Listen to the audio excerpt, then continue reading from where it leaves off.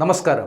മലയാള സിനിമയിലെ ഏറ്റവും പ്രിയപ്പെട്ട അമ്മയായി വിശേഷിപ്പിക്കപ്പെട്ട നടിയായിരുന്നു കവിയൂർ പൊന്നമ്മ. 17-ാം വയസ്സിൽ നാടകത്തിലൂടെയായിരുന്നു കവിയൂർ പൊന്നമ്മയുടെ അഭിനയ ജീവിതം ആരംഭിച്ചത്.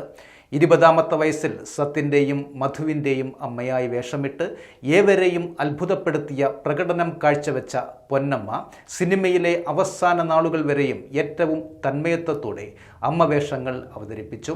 ചെറുപ്രായത്തിൽ തന്നെ സംഗീതം അഭ്യസിച്ചു തുടങ്ങിയ കവിയൂർ പൊന്നമ്മ 14-ാമത്തെ വയസ്സിലാണ് നാടകത്തിലേക്ക് ചുവടുവെക്കുന്നത്.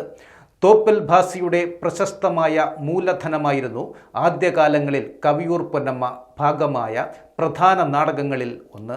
പിന്നീട് കുടുംബിനി എന്ന ചിത്രത്തിൽ 2 കുട്ടികളുടെ അമ്മയായി അഭിനയിച്ചുകൊണ്ട് വെള്ളിത്തിരയിലേക്ക് അവർ ചുവടുവെച്ചു. വെള്ളിത്തിരയിൽ മലയാളികൾ ഏറ്റവും കൂടുതൽ ആഘോഷിച്ച അമ്മ മകൻ കൂട്ടുകെട്ട് എന്നും മോഹൻലാൽ കവിയൂർ പൊന്നമ്മ കോംബോ തന്നെയായിരുന്നു. കിരീടത്തിലും ചെങ്കോലിലും നമുക്ക് പാർക്കാൻ മുന്തിരിത്തോപ്പുകളിലും തുടങ്ങി നിരവധി ചിത്രങ്ങളിൽ വ്യത്യസ്തമായ അമ്മവേഷങ്ങൾ മോഹൻലാലിനൊപ്പം കവിയൂർ പൊന്നമ്മ എത്തി. ഹിസ് ഹൈനസ് അബ്ദുള്ളയിലെ ആ ചിത്തഭ്രമം ബാധിച്ച തമ്പുരാട്ടിയെ മലയാളികൾ ഒരിക്കലും മറക്കില്ല.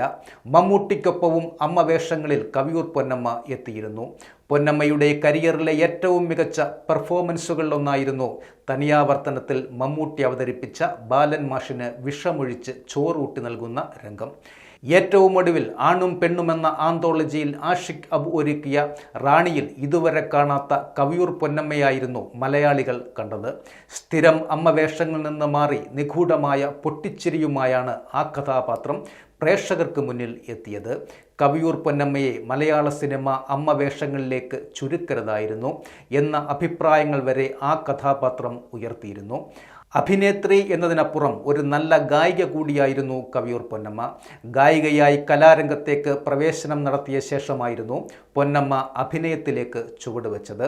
തൻ്റെ 14-ാമത്തെ വയസ്സിൽ അക്കാലത്തെ പ്രമുഖ നാടക കമ്പനിയായ പ്രതിഭ ആർട്സിൻ്റെ നാടകങ്ങളിലാണ് പൊന്നമ്മ ആദ്യമായി ഗായികയായി എത്തിയത്.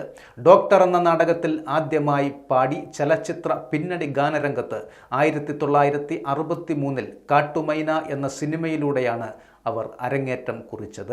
വെളുത്ത കത്രീന, തീർത്ഥയാത്ര, ധർമ്മയുദ്ധം, ഇളക്കങ്ങൾ, ചിരിയോ ചിരി, കാക്കക്കുയിൽ തുടങ്ങി 8ഓളം സിനിമകളിൽ പൊന്നമ്മ പാടിയിട്ടുമുണ്ട്. 400-ലേറെ ചിത്രങ്ങളിൽ വേഷമിട്ട കവിയൂർ പൊന്നമ്മ 1960-കൾ മുതൽ 2022 വരെയുള്ള അരനൂറ്റാണ്ടുകാലം സിനിമയിൽ നിറഞ്ഞു നിന്നു. 4 സംസ്ഥാന ചലച്ചിത്ര പുരസ്കാരങ്ങളടക്കം നിരവധി നേട്ടങ്ങളും ഇക്കാലയളവിൽ സ്വന്തമാക്കി.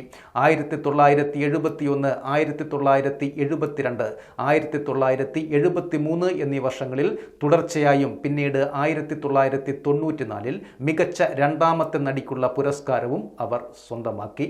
മലയാളികളുടെ മനസ്സിൽ എന്നും മായാതെ നിൽക്കുന്ന ചിരിച്ച മുഖത്തോടുകൂടിയുള്ള വാത്സല്യം നിറഞ്ഞ അമ്മ തന്നെയായിരുന്നു കവിയൂർ പൊന്നമ്മ. ആ അമ്മയ്ക്ക് നിത്യശാന്തി നേരുന്നു.